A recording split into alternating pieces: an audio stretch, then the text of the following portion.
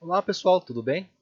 Hoje eu vou fazer um vídeo bem rapidinho para vocês, uma dica bem rápida, uma dica muito importante.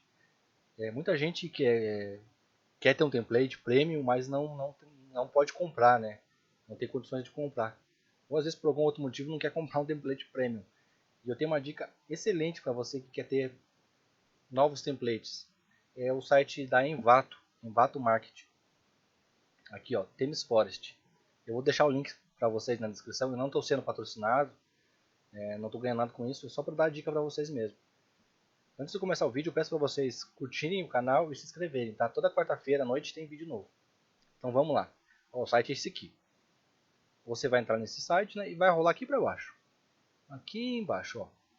Todo mês você recebe novos brindes, no caso. São sites premium, só que de graça. E o detalhe é que vem com a licença, tá? Vem com a chave, a licença.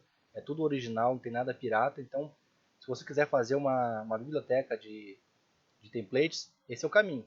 Porque são 12 templates no ano. E você não vai gastar nada com isso. Por exemplo, esse mês está dizendo esse aqui do restaurante, ó, $59. É um excelente template, de graça. E ainda vem com o cereal, com a licença. Quer algo melhor do que isso, né? Ó, esse mês é esse aqui. Cada mês é um template novo. E não é só o template que eles dão, não. Tem alguns códigos aqui por exemplo, códigos PHP ou scripts, eles dão uma imagem grátis, tem um áudio também, tem um campinho de vídeo, que é um exemplo de vídeo que eles dão também. Aqui é uma imagem 3D e aqui é uma outra imagem. São alguns ícones no caso, são 85 ícones para RPG, mas cada mês é diferente, né? Então, se você quer pegar, por exemplo, uma vinheta para vídeo, não quer gastar, essa aqui é a melhor, né, dica que tem.